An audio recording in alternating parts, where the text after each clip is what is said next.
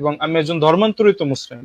তো এই কারণে আমি আসলে আপনাকে এটা বলতে চাইছি যে কেন আমরা সনাতন ধর্মকে গ্রহণ করব। মানে আমার প্রশ্নটা হচ্ছে এখানে, যে আপনি যেখানে বলেছেন না যে সব ধর্মের থেকে হচ্ছে সনাতন ধর্ম এগিয়ে, তো এটা হচ্ছে আপনার কথা।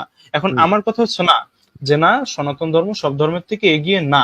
তো সেই কারণে আমি আপনাকে এটা পাল্টা প্রশ্ন করছি, যে কেন আমরা সনাতন অবশ্যই ধর্মকে গ্রহণ করব। জি। না, গ্রহণ করব না। আপনি বলতে পারেন যে কোন দিক দিকে এগিয়ে, আমাকে আমার প্রশ্নের আনসার দেন, আমি আপনাকে আনসার দেবো। কিন্তু আমি বলি নাই যে কেন আপনারা সনাতন ধর্ম গ্রহণ করবেন। আমি জাস্ট বলেছি অন্যান্য ধর্ম থেকে আমাদের সনাতন ধর্ম এগিয়ে। তো আপনি যদি বলেন যে না আমার ইসলাম ধর্ম এগিয়ে, তাহলে আসেন দাদা বসি, আমরা যুক্তির মাধ্যমে যাই। ঠিক আছে না, যুক্তির মাধ্যমে যাই। আর পাবলিক যারা আছে সবাই কমেন্ট করুক, সবাই দেখুক যে আমি কেন বলেছি আমাদের সনাতন ধর্ম এগিয়ে, এটাও সবাই দেখুক। এটাই আমার কথা। আমি জি, বলি নাই যে তাহলে আপনারা বলতে মূর্তি পূজার কথা বলে নাই, কিন্তু বেদের মাঝে ঈশ্বর নিজে বলেছে যে তোমরা দেব দেবীর পুজো করো। হ্যাঁ, তাহলে না না, দেব দেব দেবীর দেবীর পুজো করো, তাই না? আচ্ছা, দেব হ্যাঁ। ইব্রাহিম দেবীর ভাই, পুজো করো। আমি আপনার অনুমতি সাপেক্ষে আমি দাদাকে একটু মানে বিষয়টা ক্লিয়ার হওয়ার জন্য একটু মানে একটা প্রশ্ন করতে চাই। দাদা, আপনি যে বলছেন যে আপনাদের বেদের মধ্যে ঈশ্বর বলছে দেব দেবীকে আরাধনার মাধ্যমে ঈশ্বরকে প্রাপ্ত করার জন্য, যে কথাটা বলছেন এটা আমাকে একটু রেফারেন্সটা একটু দিবেন তো, বেদের কোন জায়গায় এই কথাটা বলছে?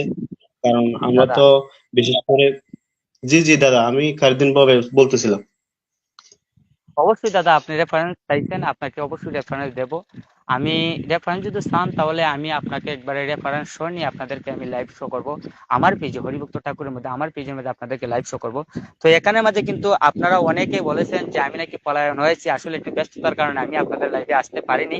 তো দাদা আমাকে রবিদাস রিকোয়েস্ট ঠাকুর করেছে যে আপনি রবিদাস ঠাকুর দাদা, রবিদাস ঠাকুর দাদা, কারণ আমরা রেফারেন্স ছাড়া যদি কথা বলি তাহলে ওই যে কথাগুলা সুন্দর দেখায় না, আলোচনা সৌন্দর্য মণ্ডিত হয় না। আচ্ছা, হরিভক্ত আচ্ছা ঠাকুর ঠিক ভাই, আছে আমি ইব্রাহিম ভাই, আমি আরেকটা জিনিস। ইব্রাহিম ভাই আমি হ্যাঁ, আরেকটু যে, আচ্ছা যাক, সমস্যা নাই। আমরা তো বৈদিক শাস্ত্র নিয়ে বিশেষ করে আমরা গবেষণা করি, স্টাডি করি, তো আমি ওই ধরনের ভার্স পাই নাই বেদের মধ্যে বিশেষ করে। সেজন্য দাদার থেকে আমি ওইটা জানার জন্য রেফারেন্সটা চাইছিলাম। যেহেতু দাদা এখানে রেফারেন্স নিয়ে আসে নাই, আমি এটা চলে যাচ্ছি। আমার এখানে একটা প্রশ্ন হচ্ছে কি, দাদা এখানে বলছে যে হিন্দু ধর্ম হচ্ছে সমস্ত ধর্মের চেয়ে শ্রেষ্ঠ। তো আমি এই বিষয়ের উপর কি আমি দাদাকে কিছু প্রশ্ন করতে পারি? যদি দাদা দাদা আমি অনুমতি দেয় তাহলে বলেছি, আমি প্রশ্ন আমি করব। আমি না বলেছি যে না, অন্যান্য ধর্ম থেকে আমার সনাতন ধর্ম এগিয়ে। আমি কখনো বলি নাই যে সর্বশ্রেষ্ঠ আমাদের সনাতন ধর্ম, আমি বলছি অন্যান্য ধর্ম দাদা থেকে একটু, আমার সনাতন ধর্ম। তখন আপনার কাছে জি প্রশ্ন দাদা থাকতে পারে যে কথাটা দাদা, একটু যে দাদা, দাদা কথাটা একই, যে যেমন নাকি আমরা বাংলাদেশিরা পানি পানি খাই বলি, তারপর আচ্ছা কলকাতা হিন্দুরা বলে কি আমরা জল খাই, সেম কথা আপনি বলছেন অন্যান্য ধর্ম থেকে সনাতন ধর্মটা এগিয়ে। তো এখানে আমি এই কথা অনুযায়ী মানে বোঝা যাচ্ছে কি অন্যান্য ধর্ম অনুযায়ী আপনার ধর্মটা শ্রেষ্ঠ, এই কথায় সেম কথা। তা আমি কি এই বেসের উপর কিছু প্রশ্ন রাখতে পারি, কিভাবে এটা জি শ্রেষ্ঠ হতে পারে?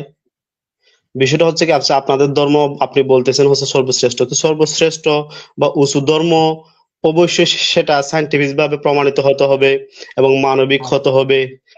তারপরে জি হচ্ছে তো কি বলে, আপনারা মানুষে যখন মানুষে যে প্রশ্ন করেছেন তাহলে আমি কয়েকটা প্রশ্ন করতে চাই। তো আমি কেন বলেছি আমাদের সনাতন ধর্ম অনেকটাই এগিয়ে।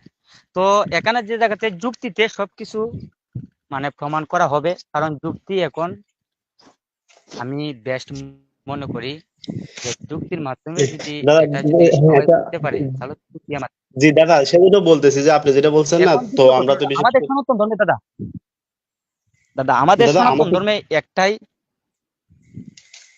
দাদা জি বলেন। দাদা আমাকে একটু বলতে দেন, আমাকে প্রশ্নটা রাখতে হবে, ঠিক আছে? তো বলতেছি আপনি যেহেতু বলছেন শ্রেষ্ঠ, তাহলে শ্রেষ্ঠ থাকতে হলে তো এটার কিছু গুণাবলী থাকতে হবে। ওই ধর্মের মধ্যে অবশ্যই সায়েন্টিফিক এরর থাকতে পারবে না, অমানবিক কোনো কথা অবশ্যই থাকতে পারবে না, তারপর হচ্ছে নারী অবশ্যই বিদ্বেষী কোনো কথা থাকতে পারবে না, কুসংস্কার কোনো অবশ্যই কথা থাকতে পারবে না। তারপর হচ্ছে আপনার ওই যে মানুষের মানুষের ডিভাইডেড, ঠিক আছে, মানুষের মানুষ উঁচু নিচুতে যে ভাগ হয় সেটা থাকতে পারবে না। কিন্তু আমরা যদি দেখি, আমরা সনাতন শাস্ত্রের প্রতিটা জায়গায় জায়গাতে এ ধরনের বিষয়গুলো পাচ্ছি, সাইন্টিফিক এরর, তারপর অমানবিক কথাগুলো পাচ্ছি, কুসংস্কার কথাগুলো পাচ্ছি, নারী বিদ্বেষী কথাগুলো পাচ্ছি, এবং মানুষের মানুষের যে ডিবেটেড আছে সেই কথাগুলো পাচ্ছি। তো কিভাবে এই ধর্মটা শ্রেষ্ঠ হতে পারে? আপনি যদি চান আমি এখানে যে পয়েন্ট গুলা দিলাম সেই পয়েন্টের প্রতিটা পয়েন্টের পক্ষে পক্ষে আমি বেদ থেকে, আপনাদের বিভিন্ন শাস্ত্র থেকে আমি রেফারেন্স আপনাকে বলতে পারি, রেফারেন্স দিতে পারি আপনাকে। এখন দাদা আপনাদেরকে প্রশ্ন করি, যেমন আমি একজন মানুষ, আমাকে কেউ যদি মারতো আসে, আমি আমার জান রক্ষা করার জন্য সেখান থেকে পলায়ন হবো, নাহলে তার বিরুদ্ধে আমি অস্ত্র নেব। ঠিক তেমনি না না আপনি দাদা, যদি আচ্ছা আমি একটা আপনাকে দিয়ে ঋগ্বেদের, এটা যদি আপনি দেখেন আর্য সমাজে অনুবাদ, এক ধর্মদেব বিদ্যমাতন্ডের অনুবাদ, সে এখানে স্পষ্টভাবে ঋগ্বেদ প্রথম মন্ডল ৮৪ নং সূত্র ৮ নং মন্ত্রে এখানে সে বেদের বৈদিক রাজ্য প্রধানকে নির্দেশ দিচ্ছে যে লোক সকল বৈদিক ঈশ্বরের আরাধনা করে না, যার মনে বৈদিক ঈশ্বরের প্রতি অনুরাগ ভালোবাসা নেই, তাকে পা দিয়ে পাড়িয়ে হত্যা করো। তো এখানে তো আপনাকে মারতে আসে নাই, এখানে বরং শুধুমাত্র বৈদিক ঈশ্বরকে মানে বেদের ঈশ্বরকে আরাধনা করতেছে না, তার প্রতি ভালোবাসা পোষণ করতেছে না, সেজন্য তাকে হত্যা করতে বলতেছে। তা আপনি এই দাদা, বিষয়টাকে কিভাবে দেখেন? কথা বল, আমি কোন কথা বলছি আর আপনি কোন কথা বলছেন, আগে আমার আমার কথাগুলো শুনেন আগে।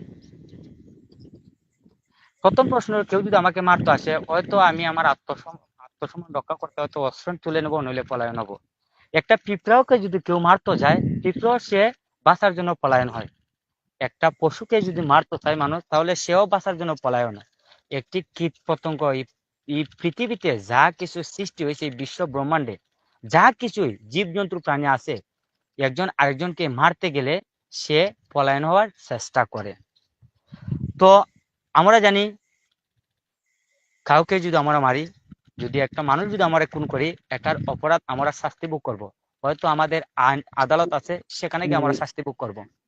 না দাদা, আমরা দাদা আমি আমি আপনি যে কথাটা বলছেন না, এটা তো বেদের সাথে মিলতেছে না। বেদ বলতেছে কি, বেদের রাজ্য প্রধানকে বেদ নির্দেশ দিচ্ছে কি, যে লোক সকল বৈদিক ঈশ্বরের আরাধনা করে না এবং বৈদিক ঈশ্বরের প্রতি ভালোবাসা অনুরাগ পোষণ করে না, তাকে পা দিয়ে পিষিয়ে হত্যা করতে হবে। তারপর আপনি যদি আরো দেখেন অথর্ববেদ খণ্ড ১২ সূক্ত হচ্ছে ৫ নং মন্ত্র বলা হচ্ছে, তু বেদ নিন্দুক কাঠডাল চিরডাল, মানে যারা বেদের শিক্ষাকে মানে না, বেদের বিরুদ্ধে কথা বলে তাকে কাঠডাল পাটডাল ফুক দে, জ্বালা দে, বর্ষকার দে, এই সমস্ত কথাগুলো আমরা পাচ্ছি। তারপর হচ্ছে আপনি যদি আরো দেখেন যজুর্বেদ দাদা, সপ্তম অধ্যায় ৪৬ নং আমি মন্ত্র, একটা কথা এখানে বলি, বলা হচ্ছে কি, এখানে কিন্তু রেফারেন্স, আচ্ছা একটুখানি একটুখানি এখানে কিন্তু খায়রুদ্দিন ভাইবার্স, খায়রুদ্দিন ভাইবার্স, রেফারেন্স তুমি একটু নিয়ে কোনো খায়রুদ্দিন ভাইবার্স, আলাপ, খায়রুদ্দিন দাদা ভাইবার্স, আমি আপনাকে একটু বলি, কি এখানে করতে কোনো বলি, রেফারেন্স নিয়ে কোনো আলাপ চলতেছে না। আপনাকে যদি বলি, এটা বলেছিলাম। আচ্ছা এখানে আচ্ছা, শুধু তাহলে যুক্তি, এখানে শুধু আচ্ছা যুক্তি, এখন খায়রুদ্দিন বিষয়টা ভাইবার্স। হচ্ছে যুক্তিটা আমি কোথায় অ্যাপ্লাই করব? ঠিক আছে, যুক্তিটা আমি আমি তো আমি আপনার আমি বুঝতে পেরেছি, ধর্মগ্রন্থের, আচ্ছা আচ্ছা ঠিক আমি আছে, বুঝতে আচ্ছা আমি পেরেছি। আচ্ছা আমি এই পয়েন্টটা চলে গেলাম, আমি এই পয়েন্টটা ছাড় দিলাম। আমি যদি আরো যদি দেখি আপনার যে আপনার যে কি বলে যজুর্বেদে দেখি যে মানে সাইন্টিফিক ইরর গুলো আছে, সেগুলাকে আপনি কিভাবে দাদা আমাকে একটু বলতে দেন। আপনারা প্রশ্ন করেছেন, হরিভক্ত আমি ঠাকুর ভাই, বলেছি অন্যান্য ধর্ম থেকে ঠাকুর ভাই, আমাদের সনাতন ধর্ম এগিয়ে। আমি কেন বলেছি আপনারা যুক্তির বলেন, মাধ্যমে আপনি বলেন। দেখেন।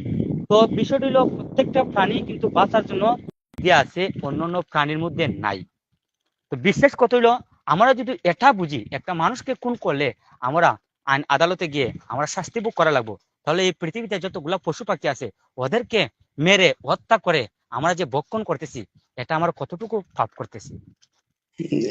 আচ্ছা আচ্ছা ঠিক যে আছে আপনাদের দাদা, এই কথাটা, যুক্তিতে কি বলে? আচ্ছা আচ্ছা হ্যাঁ যৌক্তিকতা, ঠিক আছে।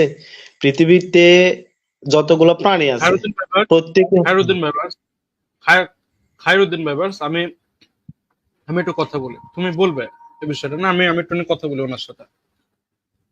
আচ্ছা হরিভক্ত ঠাকুর ভাই, শোনো, শোনেন ভাই, আসলে আমি দেখেন, আমি শুরু থেকে কিন্তু এখনো আমি একই জায়গাতে দাঁড়িয়ে আছি, যে কোনো শাস্ত্র না, বেদ, কোরআন, হাদিস, গীতা, কোনো শাস্ত্র না, আমরা এখানে শুধু আমরা যুক্তি দিয়ে আমরা বিষয়গুলোকে বোঝার চেষ্টা করব।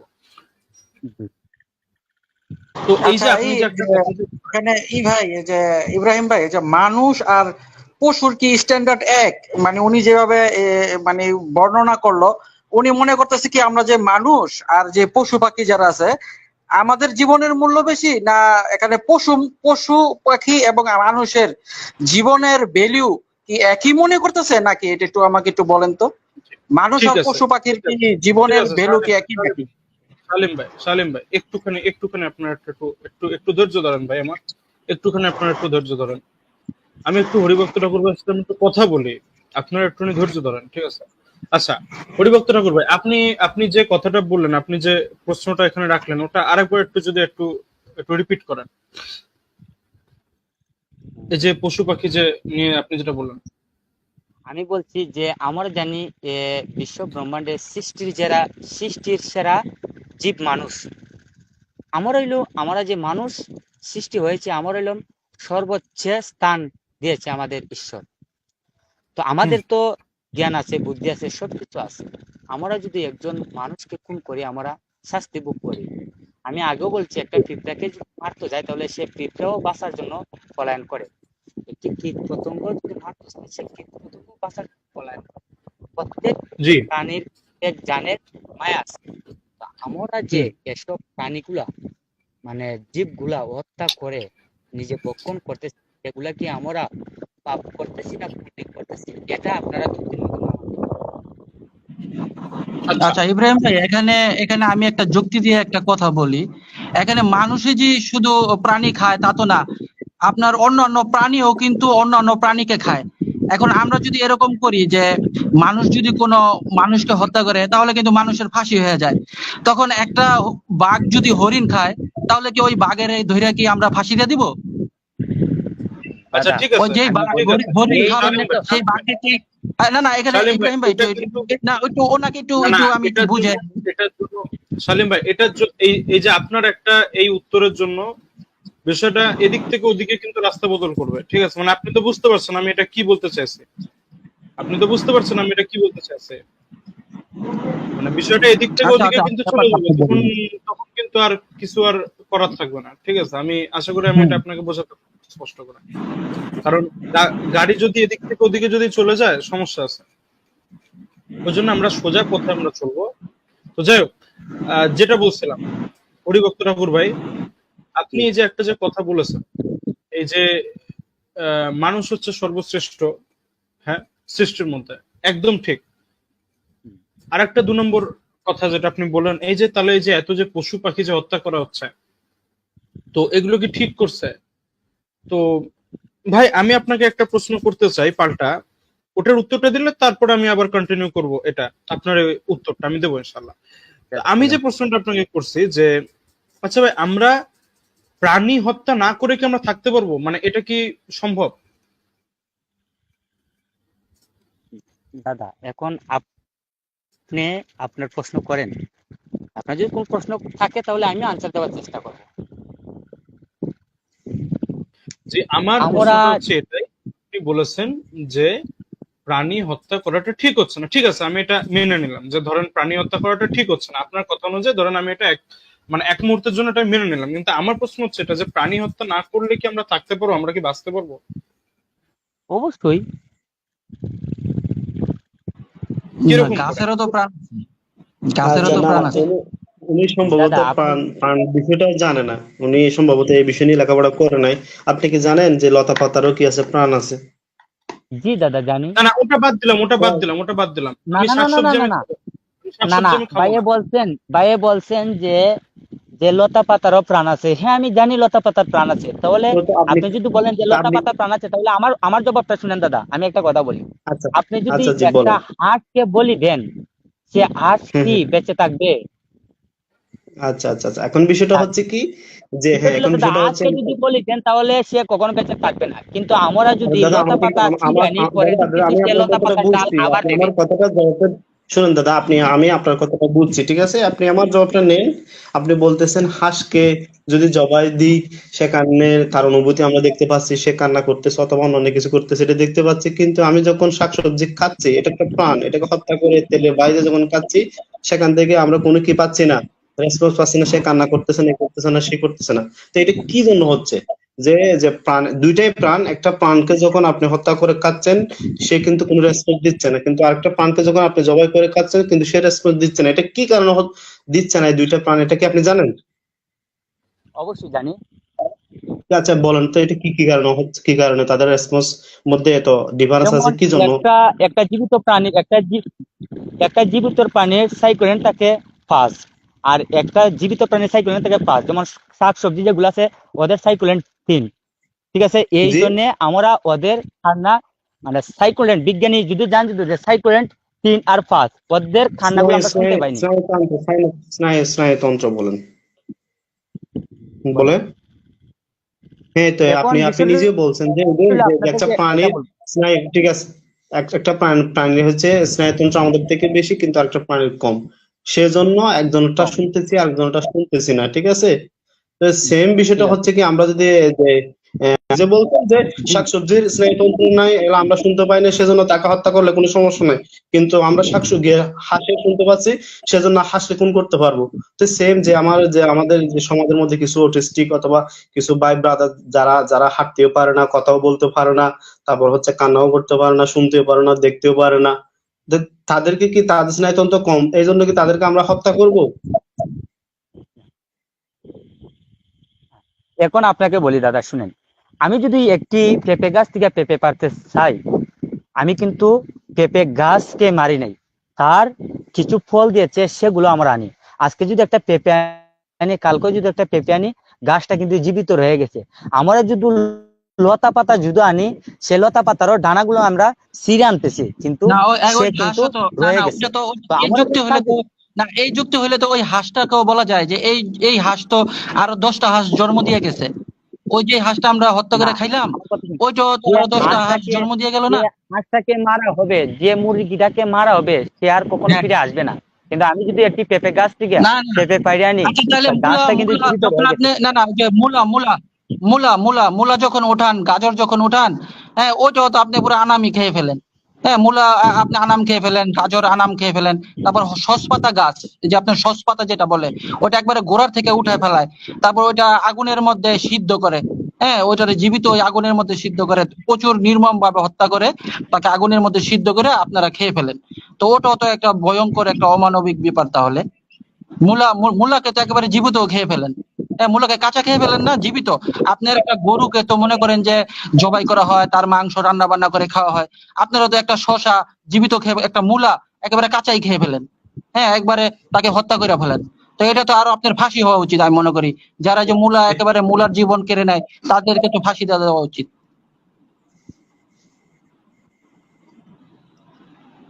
আমরা এখন যে দাদার সাথে যে কথাগুলো বলছি না, দাদা বলছেন আমি যুক্তি এবং মানে যুক্তি দিয়ে কথা বলবো, সেজন্য আপনি যদি চান আমরা আপনাদের বৈদিক শাস্ত্র থেকে দেখাতে পারবো। বৈদিক শাস্ত্রে স্পষ্ট ভাবে পশু বলি এবং গোমাংস খাওয়ার কথা বলা আছে, আপনি চাইলে আমরা এটা দিতে পারবো।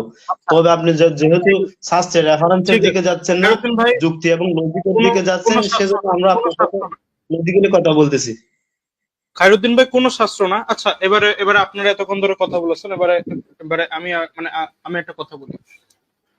হরিভক্ত ঠাকুর ভাই, দেখেন, আমি আপনাকে কি প্রশ্ন করেছিলাম? আমি আপনাকে এই প্রশ্ন করেছিলাম, যদি আমরা প্রাণী হত্যা না করি তাহলে কি আমরা বাঁচতে পারবো? তা আপনি বলেছেন যে কেন পারবো না। তো এখন সেখানে আমাদের এই দুই ভাই যারা প্যানেলে আছেন, ওনারা একটা প্রশ্ন রেখেছেন যে যে গাছটা কি প্রাণী হত্যা না?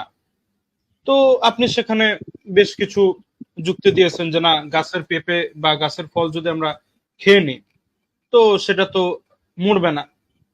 আমাদের এক ভাই বলল যে তাহলে এই যে মূলা গাছ, তাহলে এই যে গাজর গাছ, তাহলে এগুলো যে তুলছে তা এগুলো তো মূল শুদ্ধ তুলে নিচ্ছে, তাই না? তো ওটা তো আর ফিরে আসবে না। একদম রাইট, মানে একদম ঠিক কথা।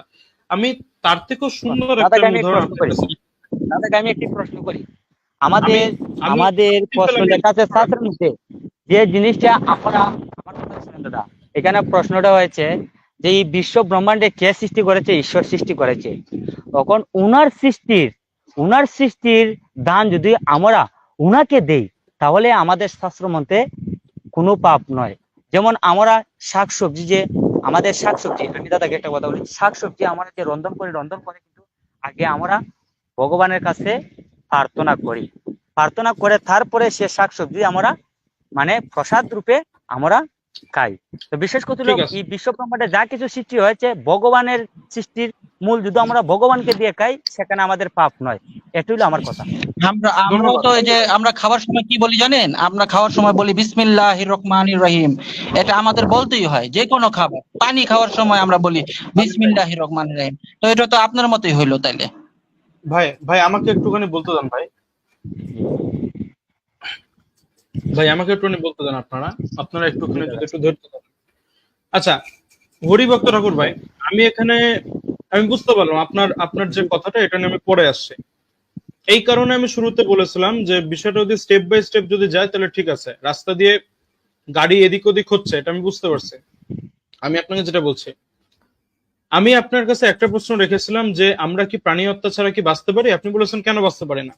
আমি আপনাকে একটা প্রশ্ন করি, যখন কোনো বাচ্চা শিশু যখন মানে জন্ম যখন হয় তারপরে সে ঘরে তার পরিবারের কাছে লালিত পালিত হয়, তো তখন আমরা দেখি যে বাচ্চা শিশুটাকে যাতে তার শরীরে যাতে ইনফেকশন যাতে না হয়, তার শরীরে যাতে কোনো ভাইরাস কোনো ব্যাকটেরিয়া যাতে না ঢোকে, তো সেই জন্য তাকে কি করা হয়, কোনো যখন তাকে পান করানো হয় তখন সে জলটাকে উষ্ণ গরম করা হয়। এখন আমরা দেখতে পাচ্ছি যে এই যে জল, উষ্ণ গরম জল যখন করা হচ্ছে, বা এই যে 149 ডিগ্রি ফারেনহাইট যখন তাকে বয়েল করা হচ্ছে, যখন তাকে গরম করা হচ্ছে, তখন কিন্তু ব্যাকটেরিয়াগুলো মরে যায়, ঠিক আছে। এই দেখেন, আমি এখানে স্ক্রিন শেয়ার করে আপনার এখানে পুরোটা আমি দেখিয়েছি যে what temperature kills bacteria in water and food. শুধু জলেই না, বরং খাবারের মধ্যেও ব্যাকটেরিয়াগুলো মরে যায়। এবং আমরা প্রত্যেকে জানি যে সায়েন্স এটা বলে যে ব্যাকটেরিয়া হচ্ছে তার মানে ব্যাকটেরিয়ার জনন প্রক্রিয়া আছে, ব্যাকটেরিয়া বংশ বিস্তার করতে পারে, ব্যাকটেরিয়ার মধ্যে প্রাণ আছে। তাহলে ভাই, জল যদি ধরেন আমরা খেতে গেলে যদি ব্যাকটেরিয়া মারি, তো খাবার খেতে গেলে যদি ব্যাকটেরিয়া মরে, তাহলে ভাই এই বিষয়টা আপনি কেমন করে দেখেন যে আমরা এই যে প্রাণীটার যে আমরা হত্যা করলাম, সেটা ব্যাকটেরিয়া যেটা আমরা খালি চোখে দেখতে পাচ্ছি না, হয়তো ওই জন্য মানে দেখেন আমরা তো এটা বিশ্বাস করছি যে ওটা প্রাণী। এখন আপনার যদি যুক্তি এমন হয় যে না, আমরা খালি চোখে দেখতে পাচ্ছি না, আমাদের কোনো কষ্ট নেই, তো এই যে ওটাও যে একটা প্রাণী, এটা আমরা গুরুত্ব দিচ্ছি না?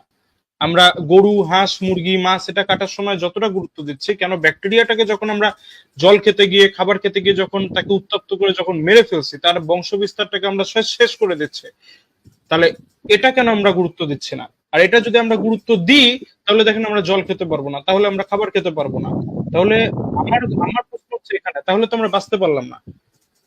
কারণ এটা যদি আমরা করি, তাহলে কিন্তু দেখেন আমাদের শরীরে বিভিন্ন রকম ব্যাকটেরিয়া আসবে, তাই না? এবং আমরা দেখি বিভিন্ন অ্যান্টিডোটের মাধ্যমে, বিভিন্ন ধরেন কিছুর মাধ্যমে, ইনজেকশনের মাধ্যমে, হ্যাঁ, অনেক ব্যাকটেরিয়া, অনেক ভাইরাস কিন্তু আমাদের শরীর থেকে মুক্ত করা হয়। তো সেটা কিরকম ভাবে মুক্ত করা হয়? সেটা কিন্তু সে মেরেই তো মুক্ত করা হয়, তাই না? সেটা কিন্তু দমন করে মুক্ত করা হয়।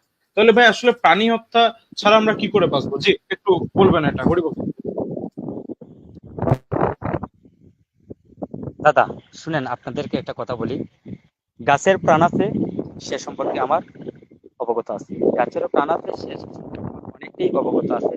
তো আপনাকে একটাই বলেছি যে আমাদের বিশ্ব ব্রহ্মাণ্ডে সৃষ্টি করেছে সব কিছু, ওনাকে দিতে গিয়ে ওনাকে যদি আমরা দেই, তাহলে সেটা আমাদের পাপ নয়। তো বিশেষ কথা হলো, আমি আগেও বলেছি, এখনো বলতেছি, যে লতা পাতার সাইকুলেট দিয়ে যে প্রাণীগুলো আছে, হাঁস, মুরগি, এগুলোর সাইকুলেন্ট হলো ফার্স্ট, যে কারণে ওদের কান্না আমরা শুনতে পারি নাই, আর ওদের কান্না আমরা শুনতে পারি। বিশেষ কথা হলো যে আমরা যদি মাছ মাংসকে হত্যা করি তাও আমাদের পাপ, যদি শাকসবজিকে হত্যা করি তাও আমাদের পাপ, আমাদের সনাতন ধর্মে, কারণ আমরা জীব হত্যা করা পাপ। এই জায়গাতে যদি আমরা যদি আর ভগবানের জিনিস, আর যদি আমরা ব্যাকটেরিয়াকে হত্যা করি তাহলে আমাদের পাপ, যদি আমরা ভাইরাসকে হত্যা করি তাহলে আমাদের পাপ, তাই না ভাই? কারণ ওটাও তো প্রাণী, তাই না? প্রাণী। এখন বিশেষ হলো, আমার কথা শুনেন দাদা, হলো যে আমাদের সনাতন ধর্মে এটাই, যেজন এসব আমাদের সনাতন ধর্মের কথা বলতেছি, যে লতা পাতাকেও মানে মানে তার অধিকার দেওয়া আছে নাকি? রান্ধন করে, যদি ভগবানকে যদি না দেওয়া হয়, ভগবানকে দিলে আমরা ভগবানকে দিচ্ছি, এটা আমরা পাপ মনে করি। আমি আপনাকে এটা বলতে চাইছি যে যখন ব্যাকটেরিয়াটাকে যখন মারা হচ্ছে, তখন সেটাকে মানে কখন ভগবানের কাছে দেওয়া হচ্ছে, আমি এটা একটু জানতে চাইছি আপনার কাছে। মানে আমার কথা মনে আপনি মনে বুঝতে পারেননি।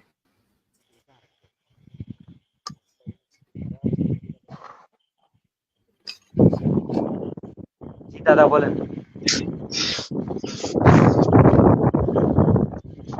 আচ্ছা, হরিপদ ঠাকুর দাদা, মানে আপনার আমি বলি, আপনার এই টপিকে মানে আলোচনা করার মানে আমি কোনো যুক্তিটা দেখতে পাচ্ছি না। কারণ আমরা যদি আপনাদের শাস্ত্র দেখি, গরু, পশু পাখি দূর কথা, মানুষকে পর্যন্ত নরবলি দেওয়ার কথা বলা হচ্ছে আপনাদের কলিকা পুরাণে। তা আপনি এখন বলতেছেন আমাদের শাস্ত্রে বলতেছে যে জীব হত্যা, এটা তাহলে এটার তো কোনো ভিত্তিটা থাকলো না। আপনি এটাকে কিভাবে ডিপেন্ড করবেন? জি দাদা। না যেখানে ওটা তো ঈশ্বরের উদ্দেশ্যে, না না খালিদুল ভাই ওটা তো বললো যে ঈশ্বরের উদ্দেশ্যে হইলে করা যাবে। আপনার ঈশ্বরের উদ্দেশ্যে লতা পাতা হত্যা করে ওটা জায়েজ হয়ে যায়, ঈশ্বরের উদ্দেশ্যে নরবলি জায়েজ হয়ে যায়। হ্যাঁ, মানে উনি বলতেছে যে ঈশ্বরের উদ্দেশ্য হইলে সবই জায়েজ, বেকার পশু হত্যাও জায়েজ, গাছপালা হত্যাও জায়েজ, সবই তো জায়েজ। উনি তো বললো যে না না না ঈশ্বরকে না, আমি নিবেদন করলে বলছি, হয়ে গেল। আমরা বলছি, না না আমি কথা বলি নাই যে একটা হাঁস মুরগি পশু এগুলা বলে দেবার। কারণ আমাদের গীতার শুধু মাঝে শুধু স্পষ্ট গাছপালা। লেখা আছে, আমাদের আমাদের গীতার মাঝে স্পষ্ট লেখা আছে যে ভগবানকে আমরা এই যে শাক সবজি ফল এগুলা হুম। কেবল আমরা দিতে পারবো, গীতাতে বলা তো আছে। শাকসবজি শাক ফলের জীবন আছে না, ওইটা তো দিতে পারলেন। শাকসবজির তো জীবন আছে, ওটা হত্যা করে আপনি ভগবানকে দিতে পারলেন। তো ওটা তো জায়েজ হয়ে গেল, তাইলে ওই শাকসবজি হত্যা জায়েজ হয়ে গেল না আপনার কথা অনুযায়ী? আমি তো বললাম যে আচ্ছা ভগবানের জিনিস দাদাকে আমি ভগবান একটা কাছে দিতে দাদাকে আমি গিয়ে একটা আমাদের কথা বলি এখানে দাদা আমি আপনাকে একটা কথা বলি। আপনাদের যে জন্মান্তর চক্র আছে, ঠিক আছে, জন্মান্তরবাদ যে চক্রটা আছে, সেখানে বলা হচ্ছে যে লোক দান চুরি করে সে ইঁদুর হয়ে জন্ম নিবে, আর যে লোক ব্রাহ্মণকে নিন্দা করবে সে হচ্ছে পরের জন্মে কৃমি, বুঝেন না, কৃমি হয়ে জন্ম নিবে। তো কৃমি, এই ধরনের ব্যাকটেরিয়া কিন্তু আমরা দেখতে পাই এগুলা মারা যায়। তো আপনারা নিঃশ্বাসের সময় এই সমস্ত ব্যাকটেরিয়া কৃমি গুলা আপনারা মারতেছেন, তাহলে তো এই জিনিসটা তো আর মানে ধুপি টিকলো না যে প্রাণী হত্যা অথবা এই হত্যা এটা মানে জায়েজ না। আচ্ছা আচ্ছা, এটা তো খায়রুদ্দিন ভাই, এই যে ভারত হইতেছে একটা কৃষি প্রধান দেশ, আপনি জানেন? যখন আপনি এই যে মানে জমিতে চাষ দেন, ওই সময় প্রচুর প্রাণী মারা যায়। আপনি যে চাষ দেওয়ার সময় আপনি মেশিনে চাষ দেন অথবা এই যে গরুর মাধ্যমে নাঙ্গল দিয়া চাষ দেন, ওইখানে কেঁচুগুলা কাটা পড়ে, কেঁচুগুলা মারা যায় একেবারে জীবন্ত, ওদের রক্ত পর্যন্ত বের হয়ে যায় জীবন্ত, মানে তারা মারা যায় সাথে সাথে, কাটা পড়ে। মেশিনের মধ্যেও কাটা পড়ে, গরুর পায়ের নিচে কাটা পড়ে, তারপর নাঙ্গলের যে ফলা আছে ওই ফলার মধ্যে কাটা পড়ে। তো আপনারা এই যে চাষবাস করেন কিভাবে? আপনারা জমি চাষ দিলেই তো হাজার হাজার প্রাণী ওখানে মারা যায়। তো আপনারা তো কৃষি প্রধান দেশ, তো আপনারা যদি এখন কৃষি প্রধান দেশ, আপনারা যদি এখন জমি চাষ না দেন, তা আপনারা খাইবেন কি? অসংখ্য আপনাদের ধন্যবাদ ফসল হবে কিভাবে?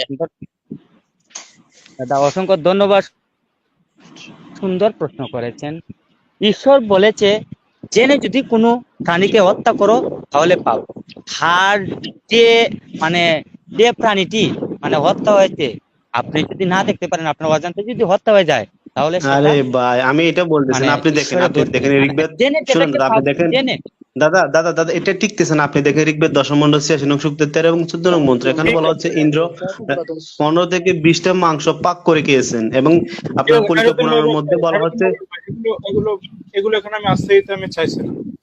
খায়রুদ্দিন আচ্ছা আচ্ছা ভাই, আমি রেফারেন্সটা বলতেছি না। যেমন নাকি কল্কি পুরাণে বলা হচ্ছে একজনকে যদি নরবলি দেয় তাহলে হচ্ছে আপনার দেবী হচ্ছে সহস্র বৎসর, সহস্র মানে 1000 বছর, 1000 বছর কি পাবে সে পরিতৃপ্তি লাভ করবে।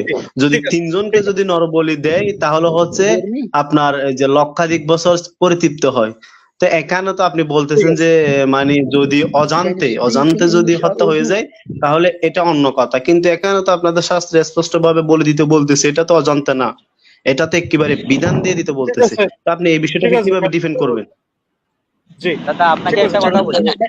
আমার এখানে আমার যে একটাই প্রশ্ন যে অজান্তের যে কথাটা বললো, অর্থ না জেনে এখানে যে দাদা, আচ্ছা শালীম ভাই, অজান্তের কথাটা যে শালীম ভাই বললেন, এরকম, না এখানে যে শালীম ভাই এরকম অজান্তের ভাবে কথাটা যদি বললো, আলোচনা করেন, অজান্তে, হ্যাঁ, শালীম ভাই এটা এরকম উনি ভাবে কোন আলোচনা কিভাবে করেন না জানলো? ভাই। আচ্ছা ঠিক আছে, আমি এখানে কথা বলছি তাই না, মানে এরকম ভাবে তো আলোচনা হয় না। একটা আলোচনার একটা সিস্টেমেটিক আছে। তো সবাই মিলে একসাথে কথা বললে তো সেরকম ভাবে তো ভাই আলোচনা হয় না। আমি আশা করি এটা বোঝাতে পারছি। তো হরিভক্ত ঠাকুর ভাই, আমি প্রথম কথা আমার প্রশ্নের উত্তর পাইনি, আমি আপনার কাছে প্রশ্ন করেছি। আর আসি এবার ওই কথায় যে আচ্ছা আমাদের খায়রুদ্দিন ভাইবার্স ভাই এবং শালিম ভাই যে দাদা যুক্তি বলছেন, দেখিয়েছে না ওনারা, না বলছেন যে দাদা কি প্রথম প্রশ্নের উত্তর পাননি বলতে? আমি না আপনাকে ওই যে একটা আপনি বললেন যে জমিনের মধ্যে অজান্তে মৃত্যু হলে, হ্যাঁ, ওটা ব্যাপার না, ওটা আপনি কিভাবে জানলেন? এটা কি আপনি নিজের কথা, নাকি নিজের কথা বলে মানে ধর্মের ভিতরে চালাই দিলেন, না এটার কোনো রেফারেন্স আছে? দাদা আমি একটা কথা বলি, আমরা জেনে যে পাপ করব সেটা আমরা পাপের ফলস্বরূপ ভোগ করব। অজান্তে ঠিক যদি আছে, আমরা কোনো পাপ করে ফেলি সেটা আমাদের ঈশ্বর মানে মাফ করে দেন। আমরা এটা জেনে কিভাবে যেটা জানলেন পাপ আপনি? করি- ঈশ্বর আপনার কাছে ঠিক আছে। তো হরিভক্ত ভাই, তাহলে আমি আপনাকে একটা কথা বলি। আপনি যে বললেন যে যদি আমরা জেনে কোনো পাপ করি, মানে জেনে যদি আমরা কোনো প্রাণীকে হত্যা করি তাহলে সেটা আমাদের পাপ, যদি আমরা না জেনে করি তাহলে সেটা কোনো মানে সেখানে কোনো পাপ নেই।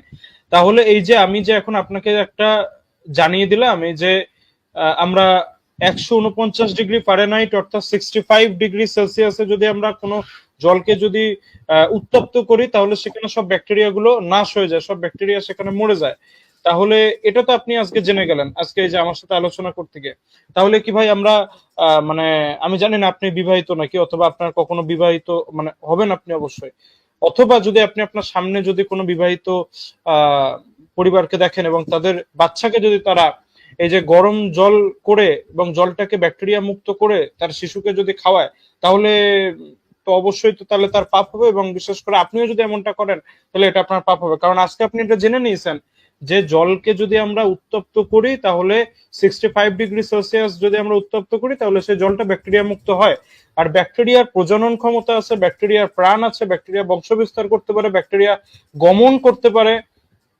তার মানে ব্যাকটেরিয়া একটা প্রাণী, তার মানে ব্যাকটেরিয়া একটা প্রাণী, আপনি প্রাণীকে হত্যা করছেন সেটা আপনার কার্যসিদ্ধির জন্য, যে আপনি জলটাকে ব্যাকটেরিয়া মুক্ত করবেন।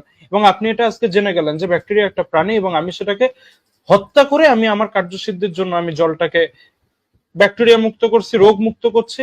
তাহলে কি ভাই এটাতে আপনার পাপ হবে কি হবে না? আর যদি এটা আপনাদের পাপ হয় তাহলে ভাই আপনি সেই দূষিত ব্যাকটেরিয়া যুক্ত রোগ যুক্ত আপনি জলটা খাবেন। তাহলে এখানে আমার কোনো আমি মানে আমি তো কোনো যুক্তি এখানে পাইনি, যদি এটা আপনি কোনো একটা যুক্তি দিতেন। জি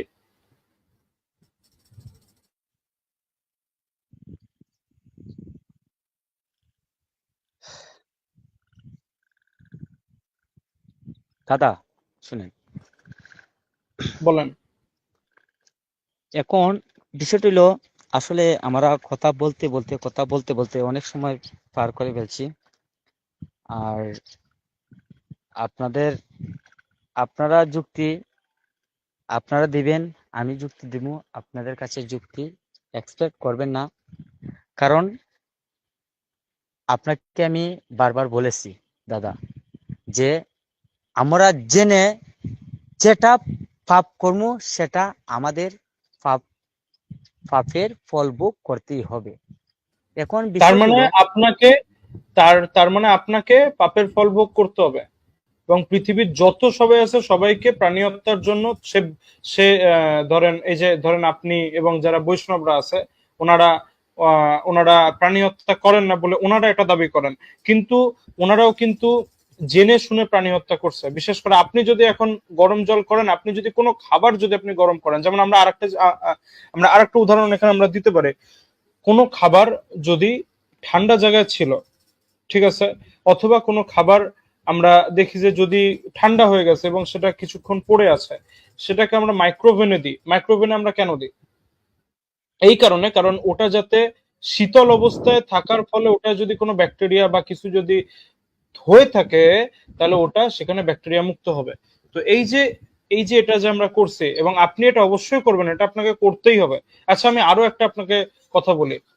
যখন অপারেশন থিয়েটার অর্থাৎ যে ওটিতে যখন কোনো অস্ত্রোপচার যখন করা হয়, যখন অপারেশনের জন্য সেখানে ছুরি কাঁচি যখন ব্লেড ইউজ করা হয়, তখন সেই জিনিসটাকে একটা নির্দিষ্ট টেম্পারেচারে দেওয়া হয়, তারপরে সেটা দিয়ে অপারেশন করা হয়। কেন সেটা দেওয়া হয়? সেটা যাতে ব্যাকটেরিয়া মুক্ত হোক, সেটা যাতে ভাইরাস মুক্ত হোক। তাহলে ডাক্তাররা কি এটা জানে না? এবং এই যে আমরা এখন এটা প্রত্যেকে জানি, তাহলে যারা আমাদের বৈষ্ণব ভাইয়েরা বলছে যে আমরা তো প্রাণী হত্যা করি না, কিন্তু দেখেন তারাও কিন্তু এটা জানার শোনার পরে কিন্তু তারা প্রাণী হত্যা করছে, তাহলে কি তারা পাপের ভাগিদার হবে না? এবং আপনি এটা আজকে জেনে গেলেন, তাহলে কি আপনি এটা পাপের ভাগিদার হবেন না? জি দাদা, তাহলে আমি আপনাকে একটা কথা বলি। কিছু কিছু কিছু কিছু জিনিস আমাদেরকে দিয়েছেন হালাল, যেটা আমরা ব্যবহার করলে আমাদের মানে কোনো পাপ হবে না। যেমন আমরা প্রাণীর অপর নাম জীবন, আমরা পানি ছাড়া বাঁচতে পারবো না। যেমন মনে করেন যে আমরা পানিকে মনে করি যে গঙ্গা, সেখানে আমরা স্নান করে আমরা যে আমাদের অনুষ্ঠানগুলো করি সেগুলো আমরা স্পর্শ করি। যেমন আপনারা নামাজ পড়তে গিয়া যে পানিগুলো আছে যে এগুলা দিয়ে উজু উজু করে আপনারা করেন, যেগুলা জিনিস হালাল দিয়েছে এগুলো আমরা ব্যবহার করতে পারবো। বিষয়টা বুঝতে পারছি। আমাদেরকে ঈশ্বর যেগুলো হালাল দিয়েছে সেগুলো আমরা ব্যবহার করতে পারবো। কোন জিনিসগুলো হালাল দিয়েছে? কেন আমরা আমরা আমার পানি এগুলা হালাল দিয়েছে না, আমরা পানি না খেলে আমরা বাঁচতে পারবো? না, তাহলে দাদা কোন পানি না যুক্তিকে খেলে দেখেন? তোমরা বাঁচতে পারবো না। পানি না খেলে দাদা তোমরা তাহলে বাঁচতে আপনি পারবো না। আচ্ছা আচ্ছা, এখানে আমি আরেকটা আপনাকে একটা কথা বলি। ইব্রাহিম ভাই, এই যে আপনি যেটা বললেন না যে তাহলে কিছু জিনিস হালাল দিয়েছে, কিছু জিনিস হালাল দিয়েছে, এক সেকেন্ড খায়রুদ্দিন ভাই বসবে, এক সেকেন্ড। কিছু জিনিস হালাল দিয়েছে এবং কিছু জিনিস হারাম দিয়েছে, এটা আপনার কথা তাই না হরিভক্ত ভাই? মানে কিছু জিনিস আপনাদের ধর্মে বৈধ এবং কিছু জিনিস অবৈধ, তাই তো হরিভক্ত ভাই? জি জি বলে। আচ্ছা, তো আমরা সেম জিনিস তো আমরা, তাহলে আমরা আপনার কথা অনুযায়ী তো আমরা সেই ফিরে আসলাম সে মনুসংহিতার 5 নম্বর অধ্যায়। মনুসংহিতা 5 নম্বর অধ্যায় 32 নম্বর শ্লোক, মনুসংহিতা 5 নম্বর অধ্যায় 35 নম্বর শ্লোক, যেখানে মনুসংহিতার মনু, ঋষি মনু তিনি লিখছেন যে ঈশ্বর তোমাদের জন্য কিছু প্রাণীকে বৈধ করেছে, মানে খাওয়ার জন্য করেছে, এবং কিছু প্রাণীকে খেয়ে ফেলার জন্য করেছে। অর্থাৎ আপনি ধরেন আপনি ছাগল মেরে খেলেন, আর বাঘকে তৈরি করেছে বাঘ যেন ছাগল, মানে আচ্ছা আপনি ছাগল মারলেন, আর ছাগলকে তৈরি করেছে ধরেন ঘাস পাতা যে প্রাণী, এগুলোকে হত্যা করার জন্য, ঠিক আছে, এগুলোই এর জন্য। তো আপনার জন্য তো ছাগল মারাটা বৈধ হয়ে গেল, কারণ ঈশ্বর বলছে দাদা যে কিছু জিনিসকে বৈধ করেছে খাওয়ার জন্য, কিছু প্রাণীকে খাওয়ার জন্যই আমি তৈরি করেছি যে তোমরা খাও কিছু প্রাণীকে, এবং কিছু প্রাণীকে আমরা তৈরি করেছি যাতে তারা খেয়ে ফেলে অন্য কোনো প্রাণীকে। তো মানে আমরা তো সেই ওই শ্লোকটাতে এসে ফিরে আসলাম, অর্থাৎ প্রাণী হত্যা করে খাওয়া, কিছু প্রাণীকে খাওয়া, হত্যা করে নিজেদের জীবন ধারণ করার জন্য এটা বৈধ হিন্দু ধর্ম মতে। তা আমরা তো সেই জায়গাতে আমরা ফিরে আসলাম। জি যে এখন যে ইব্রাহিম ভাই, এটা কিন্তু আমরা বাস্তবিক ভাবে কিন্তু পাচ্ছি। দেখেন আমাদের যে ভৌগোলিক, আমাদের যে পৃথিবীর ভৌগোলিক অবস্থান, ভৌগোলিক অবস্থানের কারণে মানুষের খাদ্যাভ্যাস ভিন্ন হয়ে থাকে, যেগুলো হচ্ছে আপনার যে কি বলে মরুভূমি এলাকা, যেখানে শুষ্ক জলবায়ু থাকে, যেখানে মানে কি বলে রোদ 50 ডিগ্রির উপরে পড়ে, মানে একেবারে বালুময় এলাকা। ওখানে মানুষের কিন্তু আমরা যেভাবে বিভিন্ন ধরনের ফসলি ফলি এগুলা খাই, সেরকম তারা সুযোগ পায় না। সেখানে তারা মাংসের উপর নির্ভরশীল। এবং আর যেগুলো হচ্ছে আপনার যে শীত প্রধান এলাকা, যেখানে শুধুমাত্র বরফে পড়ে, ওই এলাকার মানুষরা কিন্তু শুধুমাত্র মাছ মাংস খেয়ে তারা জীবন ধারণ করে। ঠিক আছে, এটা আমাদের ভৌগোলিক ভাবে এই ধরনের অবস্থা। তারপরে আমরা যদি আমাদের যে শরীরের যে আমাদের যে পিত্তথলি, ঠিক আছে, পিত্তথলিতে দেখেন আমাদের দুইটা খাদ্য, এখানে ভেজ আর নন ভেজ দুইটা খাদ্য হজম করার কিন্তু ব্যবস্থা আমাদের এখানে দেওয়া আছে। পশু পাখিদের ক্ষেত্রে আমরা বাঘের ক্ষেত্রে যদি যাই, বাঘ কিন্তু আপনার এই যে কি বলে লতা পাতা ঘাস এগুলা খাইতে পারে না। তারা শুধুমাত্র মাংস খাইতে পারে। গরু ছাগল তারা মাংস খাইতে পারে না, তারা হচ্ছে লতা পাতা খাইতে পারে। তা আমরা এখন দেখতে পাচ্ছি ভৌগোলিক ভাবে, তারপর হচ্ছে আপনার যে খাদ্যাভ্যাসগত ভাবে, সাইন্টিফিক ভাবে তো এটা ঈশ্বর দিয়ে দিছে যে মানুষ যেন ভেজ নন ভেজ খাইতে পারবে, এবং কিছু কিছু প্রাণী ভেজ খাইবে, কিছু কিছু প্রাণী নন ভেজ খাইবে।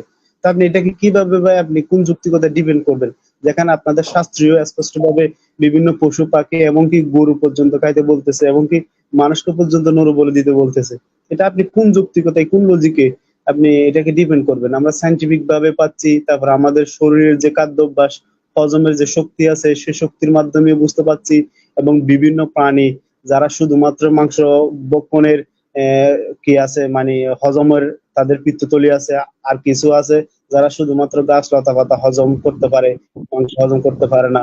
এটা তো সৃষ্টিকর্তা দিয়ে দিছে, আপনি এটা কিভাবে ডিপেন্ড করবেন ঠাকুর দাদা? আমি তো হ্যাঁ দাদা, আমি তো আগেও বলেছি যে এই পৃথিবীতে সৃষ্টির সেরা জীব মানুষ। আমাদের বুঝার অনেক কিছু টপিক দিয়েছে, আমাদের ঈশ্বর অনেকগুলা টপিক দিয়েছে, আমরা বুঝতে পারবো আমরা কোনটা ন্যায় করতেছি কোনটা অন্যায় করতেছি আমরা বুঝতে পারবো। কিন্তু একটি প্রাণীর আর আমাদের কি সমান দেখলে চলবে? একটি আমি পশু আপনাকে একটি পশু আর আমরা আমি আপনার এখন তো দেখুন নাকি আমাদের ইব্রাহিম ভাই সাইন্টিফিক ভাবে দেখা দিয়েছেন যে আমরা যে নিঃশ্বাস নিচ্ছি, নিঃশ্বাস ছাড়তেছি, নিঃশ্বাস ছাড়ার সময় কিন্তু অনেক ব্যাকটেরিয়া, যে ব্যাকটেরিয়া গুলো হচ্ছে প্রাণ আছে, প্রাণগুলো কিন্তু আমরা হত্যা করতেছি। এবং আমরা যে পানিতে অনেক ব্যাকটেরিয়া থাকে, আমরা এটা ফুটাই মানে পরিশুদ্ধ করে খাওয়ার সময় আমরা অনেক প্রাণীকে হত্যা করতেছি। তারপর হচ্ছে ধরুন আপনি বলছেন নন ভেজ, নন ভেজ বলতে কি, যে শাক সবজি লতা পাতা এই ছাল মাল এগুলো আছে, এগুলোতে প্রাণ আছে, আমরা এগুলো হত্যা করতেছি। তো আপনি কিভাবে এটাকে ডিফেন্ড করবেন যে এটাও তো প্রাণ? আপনি বলতেছেন আমরা মানুষ, আমাদের বুদ্ধি আছে সেজন্য আমরা প্রাণ হত্যা করতে পারবো না, কিন্তু আমরা বেসিক্যালি তো সবসময় আমরা প্রাণ হত্যা করে আছি। আমরা যে প্রতিটা নিঃশ্বাস নিচ্ছি, নিঃশ্বাস নেওয়ার সাথে সাথে অসংখ্য ব্যাকটেরিয়া তো মারা যাচ্ছে। আপনি এটাকে কিভাবে দেখবেন বলেন? আর একটা জিনিস কি খায়রুদ্দিন ভাই, একটা জিনিস কি আপনার এই যে অন্যান্য পশুরা তো ভাগতে পারে, ভাইগা তাদের জীবন বাঁচাতে পারে, কিন্তু নিরীহ গাছ, হ্যাঁ নিরীহ সবজি, এরা কিন্তু দৌড়ও দিতে পারে না, নিজেরা বাঁচাতেও পারে না। এই ধরনের নিরীহ গাছপালা উদ্ভিদ গুলার যারা খায় তাদের তো বেশি ডবল শাস্তি হওয়া দরকার আমি মনে করি।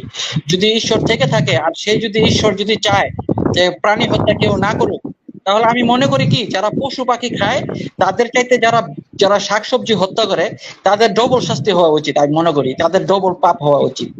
কারণ আপনার একটা প্রাণী কিন্তু দৌড় দিতে পারে, একটা গরু কিন্তু দৌড় দিয়ে তার জীবন বাঁচাতে পারে, একটা মুরগি দৌড় দিয়ে তার জীবন বাঁচাতে পারে, কিন্তু নিরীহ গাছ, নিরীহ পটল, নিরীহ আলু, তারপরে নিরীহ নিরীহ এই যে গাজর, নিরীহ মূলা, এরা কিন্তু ভাই খুবই নিরীহ। এরা কিন্তু দৌড় দিতে পারে না, হ্যাঁ এরা কিন্তু দৌড় দিতে পারে না, কথাও বলতে পারে না, এরা কিন্তু খুবই নিরীহ। কিন্তু এদেরকে যারা হত্যা করে, খুন করে যারা খায়, তাদের আমি মনে করি ডবল শাস্তি হওয়া উচিত, পৃথিবীর মধ্যে শাস্তি দেওয়া উচিত ধন্যবাদ দাদা, এদেরকে। আপনি সুন্দর প্রশ্ন করেছেন। অসংখ্য ধন্যবাদ দাদা। আমি আগেও বলেছি যে এই পৃথিবীতে যতগুলা প্রাণী আমরা জেনে হত্যা করব সেগুলো আমাদের পাপ, কিন্তু আমি বলেছি এই পৃথিবীতে এই বিশ্ব ব্রহ্মাণ্ডে ঈশ্বর যা দান করেছেন আমাদের, এগুলা যদি আমরা ঈশ্বরকে দিয়ে অর্পণ করে আমরা যদি নিজে খাই তাহলে সেগুলা পাপ। ঈশ্বরকে দিয়ে আমরা খাইতেছি। দাদা এখন বিষয়টা হচ্ছে কি মানে আপনি আস্তে আস্তে লাইনে আসতেছেন। আপনি বলতেছেন ঈশ্বরকে যদি অর্পণ করে যদি আমরা খাবার গুলা বলি দিয়ে খাই তাহলে আমরা খাইতে পারবো, ঠিক আছে? শাকসবজি এটা হত্যা কিন্তু করে, শাকসবজি হত্যা করে ঈশ্বরকে দেওয়া যাবে? আপনার একটা একটা নিরীহ সবজি, নিরীহ আলু, নিরীহ পটল, এদেরকে হত্যা করে আপনি ভগবানকে দেওয়া যাবে? এটা এটা সম্ভব? আপনি খুন খারাপি করলেন, তারপর ঈশ্বরের দিলেন, ওইটা আপনি আপনি হত্যা কইরা জিনিসটা কেন দিবেন ঈশ্বরকে? এইটাই তো সবচেয়ে বড় বাজে জিনিস। আপনি ঈশ্বরকে ভালো জিনিস দেন, আপনি একটা প্রাণী হত্যা করবেন তারপর সেটা আবার ঈশ্বরের দিবেন, তো তো আপনার ঈশ্বরও তো পাপ কইরা ফেলাইলো, আপনার ঈশ্বরও তো হত্যার সাথে এই তো জড়িত হয়ে গেল। এই তো দাদা আপনাকে আমি অন্যায় বললাম যে না, করে এবং যে মনে অন্যায়কে করেন যে সহায়তা করে একটা পেঁপে, সমান অপরাধী, ওটাই একটা কথা। পেঁপে গাছ থেকে যদি আমার একটা পেঁপে পারি তাহলে কিন্তু তার জীবন টিকি রয়ে গেছে। একটা আপনি তো আম গাছ পেঁপের থেকে মধ্যে যে আম সীমাবদ্ধ পারি নাই, তার জীবন আপনি টিকি আরে রয়ে আমরা গেছে। না পেঁপে না নিয়ে আমরা আপনি তো কেন পেঁপের পড়ে মধ্যে আছি? পেঁপে পেঁপে তো আমরা না, পেঁপে নিয়ে গাজর কেন পড়ে গাজর, আছি? মূলা, পেঁপে, গাজর, মূলো, এগুলো নিয়ে আমরা কেন পড়ে আছি? ফুলকপি, ফুলকপি, এই সমস্ত ফুলকপি, এই বাঁধাকপি, হ্যাঁ দাদা, ফুলকপি, বাঁধাকপি, এগুলা কি এই তো এগুলো আমি জীবিত বলেছি থাকে? এগুলা সব। আচ্ছা ঠিক আছে, ঠিক আচ্ছা আছে, দাদা, এই আমরা বিশ্ব আমরা অন্য ব্রহ্মাণ্ডের একটা মালিক কে? প্রশ্নে আমরা বিশ্ব যাই। ব্রহ্মাণ্ডের মালিক কে দাদা? দাদা ভাইরা, বিশ্ব এই যে ব্রহ্মাণ্ডের মালিক কে? আমার মালিক, ঈশ্বর। এই যে আচ্ছা মালিক, আচ্ছা মালিক মালিক হইলে মানে হত্যা করা যাবে, হ্যাঁ মালিকে হালাল করে দিলে হত্যা করা যাবে, মালিকে হারাম করে দিলে হত্যা করা যাবে না, তাহলে তো সে একই হইলো। সেটা আপনার একটা একটা তাহলে একটা তাহলে তো গরু কুরবানি আমাদের করে ধারণাতে আপনি হাত তুলে আসলেন। তাহলে শুনেন তো ভাই আপনি একটা মুসলিম একটা হয়ে গেলেন ভাই। হ্যাঁ মুসলিম হয়ে ওই গেলেন গা, বক্তব্য হ্যাঁ তাহলে তো আপনি মুসলিম হয়ে গেলেন ভাই, এ কি? তাহলে মুসলিম হয়ে আপনার গেলেন। তাহলে আপনার আদর্শ, আপনার বিশ্বাসটা তাহলে আপনার কোথায় থাকলো? আচ্ছা ইব্রাহিম ভাই আমরা মনে করি এই এই কনভারসেশনটা এখানে রাখা দরকার। আমরা যৌক্তিকতার জি, সহিত কথা বলতে কোথায়? চাইছিলাম যে এবং না, যে যৌক্তিকতার দাদা কোথায়? মাধ্যমে বললা, আমরা যে দাদা দেখাইতে কি বললা জানি, আচ্ছা সবাই আমরা একসাথে দাদা আমরা কি কথা বললা জানি, না শুনেন আমি বলি। আচ্ছা দাদা ঠিক কি আছে। বললা জানি। হ্যাঁ, হরিভক্ত ঠাকুর ভাই, খায়রুদ্দিন বাইবার্স ভাইকে আমি একটু মিউট করেছি। খায়রুদ্দিন জি, বাইবার্স কি ভাইয়ের বলেন ওখান থেকে জানি যে আমি কি হয়ে গেছি। না না, আমি আমি বলছি আসলে সবাই দাদা মিলে কি একসাথে জানি বলে বললেন, আমি কি হয়ে গেছি জানি বলেন। বলতেছি ভাই আমি আপনারে, আপনি একটুখানি ধৈর্য ধরেন, একটু ধৈর্য ধরেন। সবাই মিলে একসাথে বলেছি দেখে আপনি বুঝতে পারেন নাই। উনি বললেন এবং আমিও বলেছি, এবং আমার এখানে আরেকজন ভাই বলেছেন যে আপনি তো তাহলে মুসলিম হয়ে গেলেন। কেন এটা মুসলিম হয়ে গেল বলেছে? কারণ আপনি তো তাহলে ইসলামের আইডিওলজিতে, আপনি তাহলে ইসলামের আদর্শে আপনি ফিরে আসলেন, যে যে সৃষ্টিকর্তা কোন জিনিসকে, কোন প্রাণীকে খাওয়ার জন্য হালাল করেছে এবং কোন প্রাণীকে খাওয়ার জন্য হারাম করেছে। তো যেটা হালাল করেছে সেটা খাও, আর যেটা হারাম করেছে সেটাকে খেও না। আপনি তো ওই জায়গাতে ফিরে আসলেন। যাই হোক, ঠিক আছে। তো এই জিনিসটা অনেক আগেই সলভ হয়ে গেছিল। এই এই কথার উত্তরে আপনি চলে এসেছিলেন অনেকক্ষণ আগেই, যখন আমি এসে মনুসংহিতার 5 নম্বর অধ্যায় এবং 32 35 নম্বর শ্লোকটা আমি ওখানে এনেছিলাম। ঠিক আছে ভাই, তো এটা যারা ভিউয়ার্স যারা দেখছে তাদের কাছে এই বিষয়টা স্পষ্ট হয়ে গেছে। এবং আমি আপনার কাছে আর একটা একটু প্রশ্ন একটু রাখতে চাই। আমি জানি যে আপনি অনেক জ্ঞান গভীর মানে আলোচনা করতে পারেন এই এই প্রত্যেকটা বিষয় নিয়ে। আমাদের হরিভক্ত ঠাকুর ভাই, আপনি অনেক জ্ঞান রেখেছেন এই হিন্দু সনাতন ধর্ম নিয়ে, কারণ আপনি যেহেতু পড়েছেন, অনেক পড়াশোনা আপনি করেছেন, যেটা আপনি আপনার প্রত্যেকটা ভিডিওতে আপনি বলেন। আচ্ছা, আমি একটা প্রশ্ন রাখি ভাই, এই যে বর্ণ দাদা আমি একটা প্রথায় যে এই যে বর্ণ জি, প্রথায় বলেন। এই যে ক্লাসিফিকেশন মানুষের মধ্যে, এই যে মানুষের মধ্যে যেটা বিভেদ ঘটিয়ে দেওয়া, এই বিষয়টা আপনি কেমন করে দেখেন সনাতন ধর্ম যেটাকে বলে? এবং আমি সেটার একটা রেফারেন্স দিয়ে দিচ্ছি, ওই ভগবত গীতায় 4 নম্বর অধ্যায় 13 নম্বর শ্লোক, যেখানে বলা হচ্ছে যে চতুর্বর্ণ মায়া সিস্টেম গুণ গুণ কর্ম বিভাগ আসা, হ্যাঁ ওইটা, এই বিষয়টা আপনি কেমন করে দেখেন? অসংখ্য ধন্যবাদ দাদা, তো খুব সুন্দর প্রশ্ন করেছেন। তো বিষয়টা হলো গুণ ও কর্ম দ্বারায় 4টি ওকে, বর্ণের জন্ম দিয়েছেন আমাদের ঈশ্বর। ঠিক আছে, আমি জানি আপনি কোন দিকে এগোচ্ছেন, আমি এটা নিয়ে পরে আসছি, আপনি বলেন। এখন বিষয়টা হলো যে আমি এটা বিশ্বাস করি, আমি আমি যুক্তির মাধ্যমে যেতেছি, শাস্ত্রের মাধ্যমে নয়। শাস্ত্রের মধ্যে স্পষ্ট লেখা আছে 4টি বর্ণের মানুষ কোন কোন গুণ থাকতে হবে। যেমন ব্রাহ্মণের 9টি গুণ আছে, সেগুলা গুণ যদি ব্রাহ্মণের কাছে না থাকে সে ব্রাহ্মণ নয়। শূদ্রের যেগুলা গুণ আছে, শূদ্রের যদি সেগুলা না থাকে সে শূদ্র নয়। বৈশ্যের যেগুলা গুণ আছে সেগুলো যদি না থাকে সে বৈশ্য নয়। এবং ক্ষত্রিয়র যেগুলা গুণ আছে সেগুলো যদি না থাকে সে ক্ষত্রিয় নয়। সেটা আমাদের শাস্ত্র মতে। আমি যদি শাস্ত্র মতে না যাই, যদি যুক্তিতে যাই, তাহলে আমি এটাই বলবো, যে জায়গাতে আমি সত্যের সন্ধানী হয়ে আমি মিডিয়াতে এসেছি। একজন সৃষ্টিকর্তা কখনো একটা মাকে যদি 4টি সন্তান যদি থাকে, একটি মা 4টি সন্তানকে একই রকম দেখবে, কাউকে দুরকম দেখবে না। তো আমি এটাই বলবো, আমার সৃষ্টিকর্তা সবাইকে একরকম দেখেছে, আমার ঠিক সৃষ্টিকর্তা। আছে, এখানে সবাই আমরা মানব জাতি, আমরা জন্ম হোক যথাযথ, কর্ম হোক ভালো, আমরা কেবল মানুষ হব, এটাই। আমরা গুণ হোক কর্ম বিভাগে যে 4টি বর্ণ সৃষ্টি করেছে, এটাকে আমি বিশ্বাস করি না। আচ্ছা আচ্ছা আচ্ছা, ঠিক আছে, এখন বিষয়টা আচ্ছা ইব্রাহিম ভাই, আমি একটু এখানে একটু আমি রাখতে চাই যে আপনি বলছেন জি আপনি বলেন। বিশ্বাস করতেছেন না, তাহলে আপনি যদি বিশ্বাস যদি না করেন, তাহলে তো আপনি যে বলছেন আপনি সনাতন ধর্ম এবং সনাতন ধর্ম সমস্ত ধর্ম থেকে এগিয়ে, তাহলে আপনি এই বিষয়টাকে তো আপনি ডিনাই করে দিলেন। কারণ আপনাদের শাস্ত্রে দাদা তো আমি কি আপনাদের বলেছি, যে আমি বলেছি যে শুধু শাস্ত্র নিয়ে আমি বসবো না, আমি যুক্তির মাধ্যমে বসবো। যে আরে যুক্তির শাস্ত্রের আলোকে তো মধ্যে যদি আমি বলছি যুক্তিটা তো দিচ্ছেন, আমি এটা দাদাকে আপনি একটা কথা নিরপেক্ষ বলি, স্থান থেকে। শুনুন আমি দাদা, দাদাকে একটা দাদা কথা আমি আপনার বলছি, কথা আমি বুঝছি, আমার যুক্তির মাধ্যমে কথাটা শেষ বসবো। হলে কেন আপনি যুক্তির বলেন। মাধ্যমে বসবো দাদা, আমার কথাটা আচ্ছা বুঝেন, দাদা, আমি হরিদাস বিষয়টা ঠাকুর, দাদা বুঝাই। হরিদাস দা আমাকে একটু দেন, তারপর আমি আপনার কাছে যাচ্ছি। বিষয়টা হচ্ছে কি, আপনি প্রথমে এসে এখানে বলতেছেন কি যে সনাতন ধর্ম হচ্ছে অন্যান্য ধর্ম থেকে সবার থেকে এগিয়ে এবং সবার থেকে শ্রেষ্ঠ। আপনি এই কথাটা বলছেন, মানে আপনি সনাতন ধর্মকে রিপ্রেজেন্ট করতে আসছেন, তার পক্ষে কথা বলতে আসছেন, ঠিক আছে?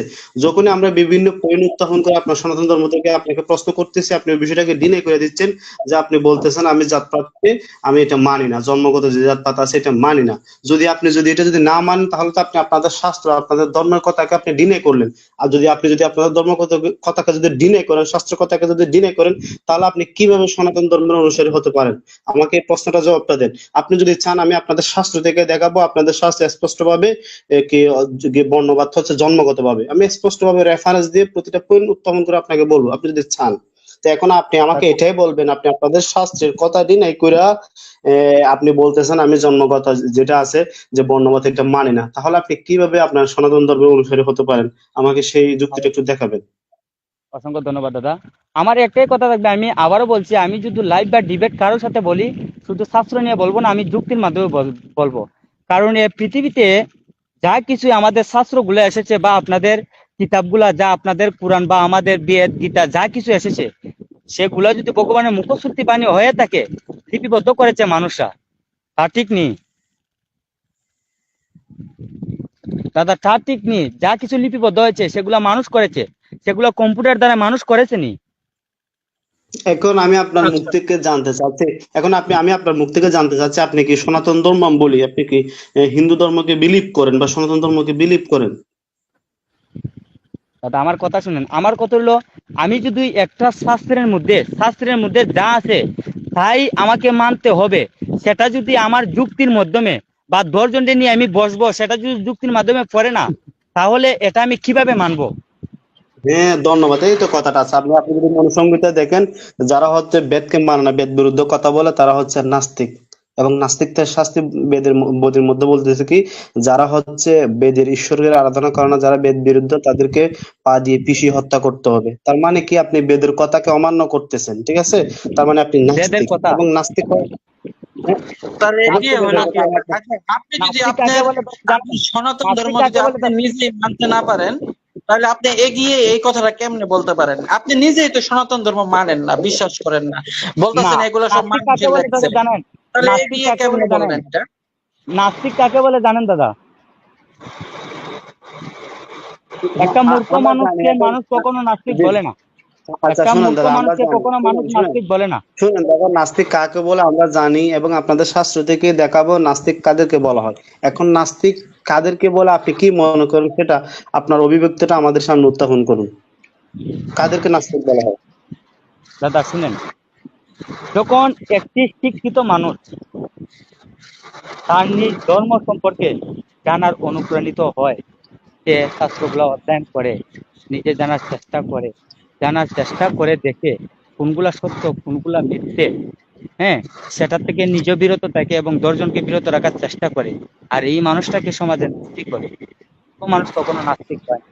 আপনারা বলছেন যে 4টি বর্ণের কথা, আমি বলছি যে আমার শাস্ত্রের মধ্যে যদি একটা শ্লোক থাকে, একটা মন্ত্র থাকে, সেটা যদি আমার যুক্তির মাধ্যমে বা 10 জনকে নিয়ে বসে যদি যুক্তির মাধ্যমে যদি মানে এটা একসেপ্ট করা যায় না, তাহলে সে শ্লোক আমি মানি না। কেন মানি না? যে এটাতে ভগবানের মুখশ্রুতি বাণী হবেই, এটা কিভাবে বিশ্বাস করব? কারণ ভগবানের মুখশ্রুতি বাণী দিয়েছে, সেগুলা লিপিবদ্ধ করেছে কম্পিউটার মাধ্যমে আমাদের মানুষরা। প্রত্যেকটা শ্লোক হইতে ভগবানের মুখশ্রুতি বাণী হতে পারে, সেটা কি গ্যারান্টি আছে? প্রত্যেকটা শ্লোক হইতে ভগবানের মুখশ্রুতি বাণী হতে পারে নিজের ব্যক্তিত্বকে, নিজের নিজের জ্ঞান থেকে, নিজের মানে স্বার্থের অনুযায়ী এমনও তো লিখে যেতে পারে, হতে পারে না? দেখেন আপনার এখানে কত সমস্যা, আপনার সনাতন ধর্মের কত সমস্যা। এখানে মানুষে লেখা দিতে পারে, মানুষে মিথ্যা কথা ঢুকাই দিতে পারে, আপনিই বলতেছেন। তাহলে এটা এগিয়ে থাকলো কিভাবে? আপনি ইসলামটা দেখেন, আপনার মুসলিমরা বলে একেবারে কোরআনের ফার্স্ট টু লাস্ট সব একেবারে বিশুদ্ধ। এটা মোহাম্মদ সাল্লাল্লাহু আলাইহি ওয়াসাল্লাম থেকে শুরু করে এখন পর্যন্ত এটার মধ্যে কোনো রকমের কোনো কিছু ঢুকে নাই, কেউ কিছু ঢুকাইতে পারে নাই, কারণ আমরা এটা মুখস্থ করে রাখছি।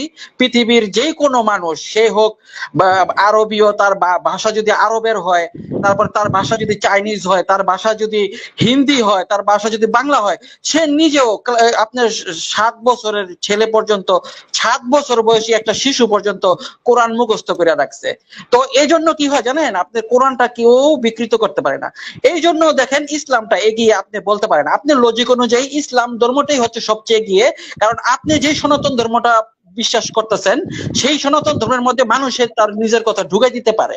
আপনি নিজেই বলতেছেন, তাহলে আপনার এই সনাতন ধর্ম এগিয়ে থাকলো কিভাবে? এটা তো পিছিয়ে। এটাই সনাতন এটাই ধর্ম এটাই পিছিয়ে থাকে। একদম একদম দাদা, একদম যে একটা জিনিস মানুষ ঢুকাইতে পারে সেগুলো হ্যাঁ, আমরা বর্জন করব, সেগুলো তাহলে আমরা পিছিয়ে বর্জন না, করব, সেগুলো গ্রন্থ তাহলে আমরা সনাতন বর্জন ধর্ম করব, পিছিয়ে। সেগুলো আমরা তাহলে দেখবো না।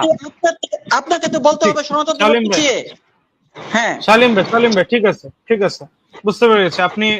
আপনি এখানে খুব একটা সুন্দর একটা পয়েন্ট আপনি রেখেছেন। ঠিক আছে হরিভক্ত ঠাকুর ভাই, আপনি খুব সুন্দর একটা কথা এখানে বলেছেন ভাই আমার, যে যেই জায়গাতে মানুষ হস্তক্ষেপ করে দিয়েছে, যেই জায়গাতে মানুষ সংযোজন বিয়োজন করে ফেলেছে, সেই জায়গাটাকে আমরা কোনোভাবে আমরা সঠিক বলে বুঝতে পারি না, সেটাকে আমরা বর্জন করব, এটাই হচ্ছে আমাদের কাজ, তাই না হরিভক্ত ঠাকুর ভাই? জি জি দাদা জি। এই জি জন্য হরিভক্ত, আমাদের দাদা শুনেন, এই জন্য হ্যাঁ বলেন আমাদের please। একজন মহাপুরুষ আমাদের এসে নিজে ঈশ্বরের স্বরূপ এসে নিজে বলে গেছেন যে এগুলা বর্জন করো, কলির যুগে আমরা শুধু হরি নাম করি।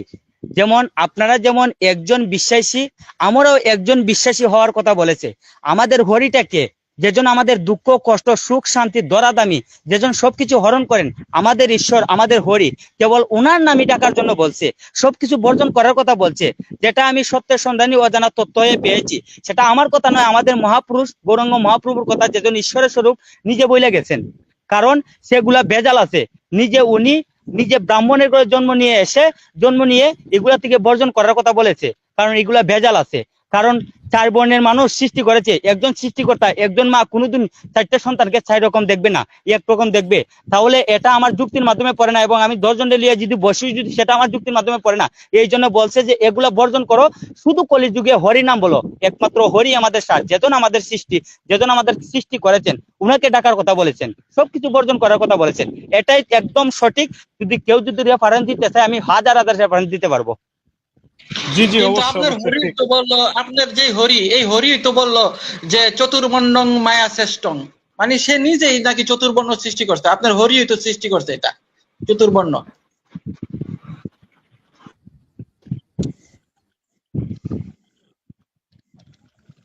জি দাদা বলেন।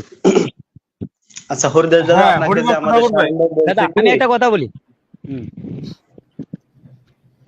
যে আমাদের শারীন বলেন। ভাই বলছে যে আপনি বলছেন মানে সমস্ত কিছু ত্যাগ করে হরিদাসকে কি করতে, মান্যতা দিতে, আপনাদের হরিকে মান্যতা দিতে।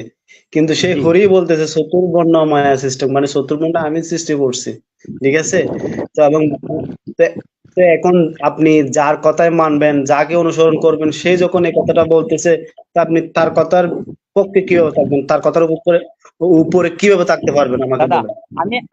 আমি আপনাকে একটা কথা বলেছি, যে শাস্ত্রের মধ্যে এই কথা আছে আর সেটা মানতে হবে। এটা ভগবানের মুখশ্রুতি বাণী আছে, এটা কি গ্যারান্টি আছে? যেমন মনে করেন যে কম্পিউটার টাইপিং, এই কম্পিউটার টাইপিং আমরা মানুষ করতেছি, কথা ঠিক নেই, কম্পিউটার টাইপিং এগুলা বুঝতে কারা পেরে গেছি, করতেছে? বুঝতে পেরে গেছি। হরিভক্ত ঠাকুর ভাই, আচ্ছা আচ্ছা কে দাদা, করলো এটা? আচ্ছা দাদা, এটা কি তাহলে হচ্ছে? তাহলে আমরা দাদা আমরা এই বিষয়ে তাহলে আমরা আর সামনে না বাড়াই, কারণ আপনি স্বীকার করে ফেলছেন যে যে বর্ণবাদের যে ভয়াবহতাটা আছে, সেটা হচ্ছে মানুষের লিখে ফেলছে। এখন যে ধর্মটা, যে জি রিলিজনটা মানুষের লিখা, মানুষের হাত ঢুকে গেছে, এটা কখনো ঈশ্বরের ধর্মগ্রন্থ হতে পারে না, ঈশ্বরের বাণী হতে পারে না। তো এটা শ্রেষ্ঠও হতে পারে না, এটা সবার আগেও হতে পারে না। এটা এটাকে হচ্ছে, বর্জন করতে হবে। ঠিক। হ্যাঁ, এটাকে বর্জন করতে, এটা হচ্ছে মেইন পয়েন্ট। তা আমি এখানে আমাদের যে এক্স হিন্দু ইব্রাহিম আনসারি ভাইকে আমি একটু অনুরোধ জানাবো, আমাদের এখানে 2 জন ভাই যুক্ত আছে, একজন নবাব আর একজন হচ্ছে সালমান ইব্রাহিম, ওনাদের সাথে যদি একটু জি, আমি আমি আমি আমাদের নবাব ভাই এবং সালমান ইব্রাহিম ভাইয়ের কাছে আসছি। তার আগে একটা লাইন, জাস্ট আমি একটা লাইনে আমি এটা শেষ করে দিচ্ছি। শেষ করে দাদা আমি ওনাদের আপনাদেরকে সবাই বলি, আজকে লাইভটা এসেছিলাম মানে কিছু আলাপ করার জন্য, প্রায় 1 ঘন্টা 20 মিনিট আমি একাই আপনাদের সাথে লাইভে আছি এতক্ষণ। যতক্ষণ আপনারা বলছেন ততক্ষণ সময় দিয়েছি, কিন্তু মানে বিশ্বাস করেন আমার ফোনে মোটামুটি 3% চার্জ আসছে। হ্যাঁ, তো আচ্ছা আজকে আচ্ছা আমি চাইছি যে লাইভটা আর মানে বেশি দেরি না হওয়ার জন্য আমি আপনাদেরকে কালকে আবার আমার নিজের পেজে আপনাদেরকে আমন্ত্রণ দিলাম। আপনারা যারা যারা আমার সাথে লাইভ ঠিক ডিবেট আছে। করতে চান দয়া করে আসবেন, কারণ আমি পেজের মাঝে আমার ভিডিওগুলা যারা দেখেন নাই ভিডিওগুলা দেখে আসবেন। আসলে আমি সত্যের সন্ধানী অজানা তত্ত্ব, আমার ভিডিওগুলা দেখলেই বুঝতে পারবেন যে আমি কোন অনুসারী আর আমি কোন অনুসারী কথা বলতেছি। হরিভক্ত সবাই ঠাকুর ভালো ভাই, থাকবেন। হরিভক্ত ঠাকুর ভাই একটুখানি আপনি একটু দাঁড়াবেন। হরিভক্ত ঠাকুর ভাই, আমি বুঝতে বিশ্বাস পারছি করেন আপনার আমার 3% চার্জ 3% আছে। চার্জ। আমি আপনাকে জি জি মনে জি, আপনার স্ক্রিনশট 3% চার্জ। আমি জাস্ট একটা কথা আপনাকে বলবো, একটা কথা। আমি আপনার থেকে কোনো উত্তর চাই না, সেরকম বড় সড়ো আমি কিছু বলতে চাই না। আমি যখন বেশি যখন লম্বা আমি চওড়া বাসা না, আমি থেকে শুধু একটা কথা। বাইরে ছিলাম দাদা, যখন আমি বাসা থেকে বাইরে ছিলাম তখন কারেন্ট নিয়েছিল, এখনো কারেন্ট আসে নাই। যদি আমার মোবাইলটা যদি অফ হয় তাহলে অনেক অনেক সমস্যা হইতে পারে, কথা বলছো না? কারণ আমি অনলাইনে আবার চেষ্টা করবো ঢুকার, অনেক আমার রিপ্লাই দিতেছে, অনেক আমার SMS করতেছে, আমি লাইভে যাইতেছিলাম, লাইভে যাইতে পারিনি, এটার জন্য খুব দুঃখিত।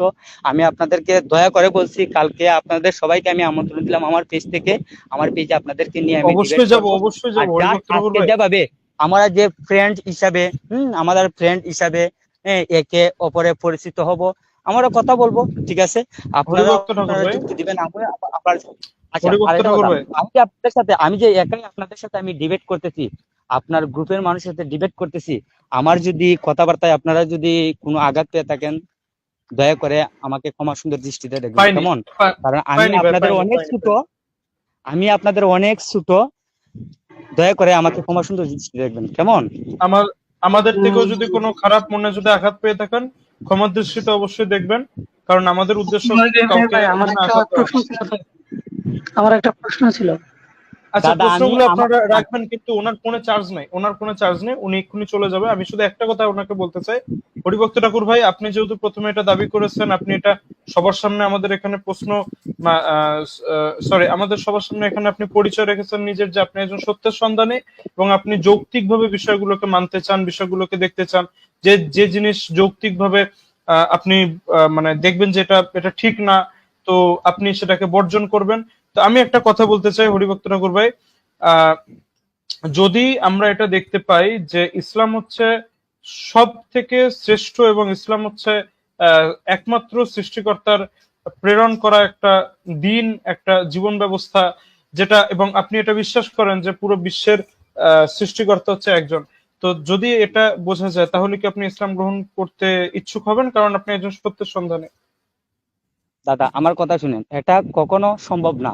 আমি সত্যের সন্ধানী, ঠিক আছে, যেগুলো আমার আমার যেগুলা ধর্মগ্রন্থ বর্জন করা লাগে সেগুলা ধর্মগ্রন্থ বর্জন করব, যেগুলো আমার সঠিক আছে সে সঠিক অনুযায়ী আমি চলবো, সে সঠিক অনুযায়ী আমাদের সনাতন যে রীতিগুলা সেগুলো আমি মেনে চলবো। আসছে নবাব ভাইয়ের কাছে। নবাব ভাই, আপনি আপনার মূল্যবান কথা আপনি এখানে রাখেন ইনশাআল্লাহ। জি। আসসালামু আলাইকুম। ওয়ালাইকুম আসসালাম। তো আলোচনা তো অনেকে শুনলাম, আলহামদুলিল্লাহ। তো প্রথমেই আমি কিছু বলার আগে আমি এই যে 5 জন আছে, এই 5 জন ভাইকে জিজ্ঞাসা করি যে যে হরিভক্ত ঠাকুর আসলো এবং বর্তমানে প্রায় হিন্দুদের যে মেন্টালিটি চলছে, যারা হিন্দু ধর্ম অবলম্বন করে, তাদের যে মেন্টালিটি চলছে, তাদের যে থিঙ্কিং প্রসেস চলছে, তাদের যে মেন কনসার্ন চলছে, সেইটা আপনাদের অ্যানালাইসিস কি করলেন? মানে হরিভক্ত ঠাকুর কিন্তু তার অবস্থান একটু ক্লিয়ার করে গেছে যে সে কিভাবে হিন্দু ধর্মকে মানে এবং হিন্দু ধর্মের প্রতি তার আস্থা কেমন, বিশ্বাস কেমন এবং কি কারণে হিন্দু ধর্মকে সে প্রাধান্য দেয়। আপনাদের অ্যানালাইসিস কি বলে? এখানে বিষয়টা হচ্ছে, আমি এইটা আমি জানতে এখানে চাই। আমি আপনার কথা বলছি, যে এখানে পাটপাড়ি করতে আছে। দেখেন, সে বলছে কি আমি সত্যান্বেষী, যেটা 10 জনের সামনে লজিক যুক্তি প্রমাণিত হবে আমি সেটাকে গ্রহণ করব, যদি আমার শাস্ত্র হয় আমি এটার বিরুদ্ধে বলবো, এই কথাটা বলছে। যখন আমাদের ইব্রাহিম ভাই তাকে বলছে, আচ্ছা ঠিক আছে ভাই, যদি ইসলাম যদি যুক্তি তত্ত্ব প্রমাণের ভিত্তিতে যদি সত্য প্রমাণ হয় আপনি কি সেটা গ্রহণ করবেন? সে বলছে না, কখনোই না, আমি সনাতন কখনো ছাড়তে পারবো না, সে কথাটা বলছে। তার মানে কি, আমি সেজন্য এখানে বলছিলাম কি সেখানে বাটপারি করছে, যে যখন এখানে একটা বিতর্কে, যখন একটা আলোচনার মধ্যে আসে, যখন তাদের শাস্ত্র থেকে বিভিন্ন বিষয় উত্থাপন করে যখন তাকে কুণ্ঠাসা করা হচ্ছে, সে এই জিনিসটাকে ধামাচাপা দেওয়ার জন্য সে বলতেছে কি আমি সত্যান্বেষী, আমি যুক্তিকে মানি, যদি 10 জনের সামনে যদি আমাদের শাস্ত্র যদি অযৌক্তিক মনে হয় আমি সেটাকে ডিনাই করব। এটা কিন্তু সে মানে একটা মারফেস গোলক দাদার মধ্যে ফেলে একটা ভণ্ডামি করছে, এটা ছাড়া আর কিছুই না। দেখে